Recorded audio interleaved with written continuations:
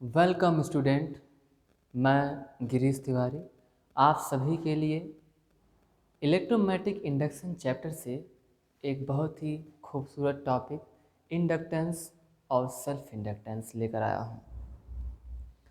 हमने इसके पहले फैराडेस, जोसेफ हेनरी के तीनों एक्सपेरिमेंट को ध्यान से देखा था और उसमें हमने ये पाया कि एक कॉइल के कारण फ्लक्स में चेंजिंग होने से दूसरे में एक ईएमएफ और करंट जनरेट हुआ था।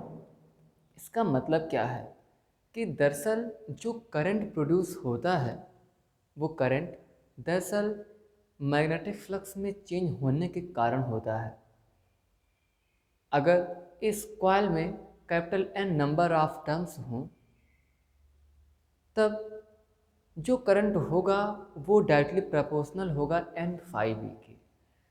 हम यहाँ पे कह सकते हैं if a coil having capital N is the number of turns, then magnetic flux linked with coil is directly proportional to the current produced in the coil. ये या तो दूसरे कॉइल के कारण होता है और स्वयं खुद में भी हो जाता है। कभी कभी एक ही कॉइल में वैरिंग करंट के कारण एक बैक ईएमएफ, एक करंट जनरेट हो जाता है।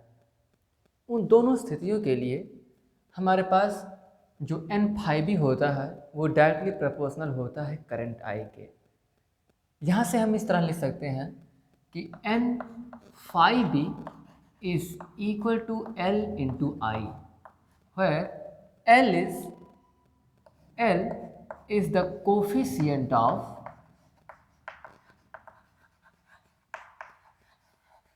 self inductance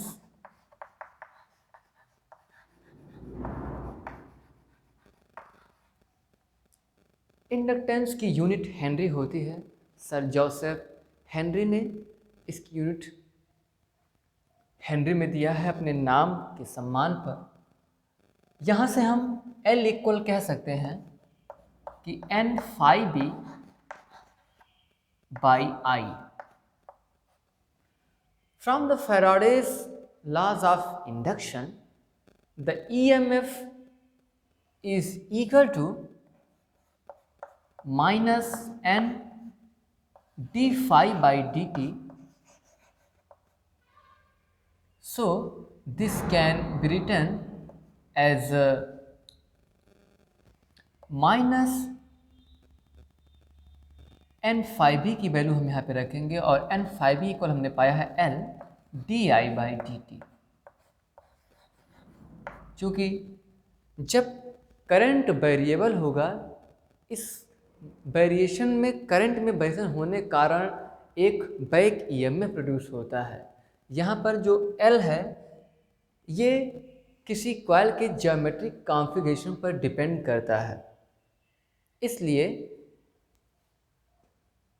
एल जो होता है वो सदा उस कॉइल में प्रोड्यूस्ड करंट का या डिक्रीज करंट का हमेशा अपोज करता है। ये बिल्कुल जैसे हमारे पास मैकेनिक्स में होता है मोमेंट ऑफ इनर्शिया, ऐसे ही ये इलेक्ट्रिकल फॉर्म में, मैग्नेटिक फॉर्म में ये उसी के ही जैसा कार्य करता है। तो यहाँ से हमारे पास मिलता है E is equal to minus L D I by D T. अब हमारे पास एक कॉइल है। Let the length of a solenoid is small L. हमारे पास एक कॉइल है, सोलेनॉइड हम कहेंगे, और इस सोलेनॉइड की लेंथ एल है। इसके अंदर जो मैग्नेटिक फील्ड क्रिएट होगी वो B is equal to mu naught into n into I होना चाहिए। और चूँकि जहाँ पे n क्या है, number of turns per unit length, number of terms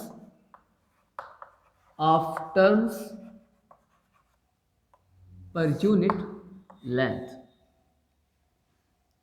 so यहाँ पर हम जो है, चलिए कैपिटल L इक्वल हमारे पास क्या आएगा, हम जानते हैं कि N5B ये हमारे पास capital N by small l होना चाहिए, इसलिए कैपिटल N इक्वल हमारे पास N into L into 5B means होता है the magnetic field produced inside the solenoid is B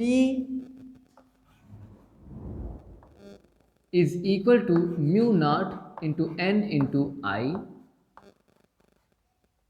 and phi B is equal to B into A, so B is equal to mu naught Ni and A is the area। इसका इस loop की जो area है आपका वो है, तो हमारे पास यहाँ से इतना चीज़ आता है, हम इसे कह सकते हैं N L mu naught N into A into I. अब इस इक्वेशन से हम यहाँ पे हमारे पास N5B is equal to Li आया है, इस इक्वेशन से जब इसे तुलना कराएंगे, कंपैरिजन कराएंगे, तो हम N5B is equal to L into I से L इक्वल जो हमारे पास आएगा वो N L mu naught N into A।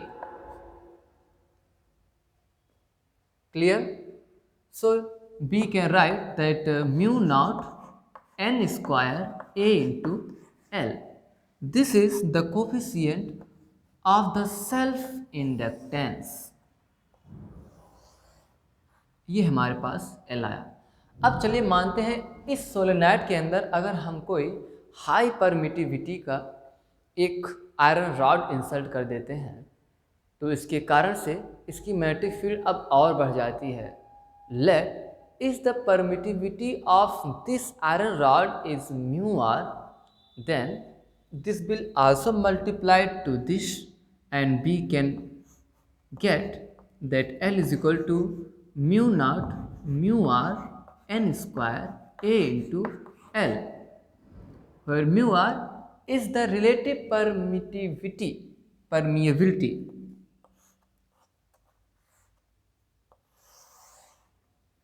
Clear? यहाँ से हमारे पास ये चीज़ हुआ। अब इसके बाद बात करते हैं, हमेशा सेल्फ इंडक्टेंस करंट का विरोध करता है, करंट में चेंजिंग जो होती है उसका ये सदा अपोज करता है। इसलिए एक एस्टेब्लिश्ड करंट को बनाए रखने के लिए, for maintaining the establishing current in the solenoid, one must acquire some extra work done। किसी एक को जो है इस करंट को बनाए रखने के लिए एक एक्स्ट्रा वर्क करना होगा। ये एक्स्ट्रा वर्क डन हम जानते हैं कि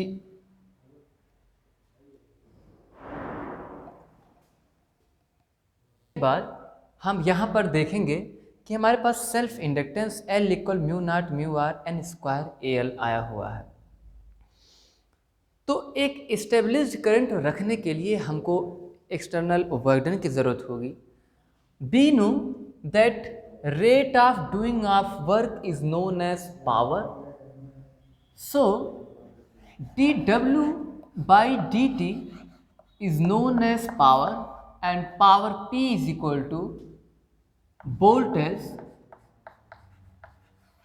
into current।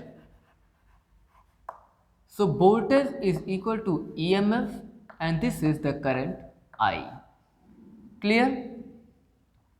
And we know that from above the equation, as we have found that dW by dt is equal to L di by dt and this is current I। So dt to dt cancel, we get dW is equal to Li di। To establishing हमें पूरा अगर work करना होगा और इस पूरे में लगातार करंट को मेंटेन रखना होगा, इन एस्टेबलाइजिंग the net current from 0 to capital I. For this, the total work done W is equal to Li di. The integration of this using this will equal to, L is the constant, and this is I power 1 plus 1 by 1 plus 1 and 0 to I. This will equal to L I square by 2, and we get that work done W is equal to 1 by 2 L I square.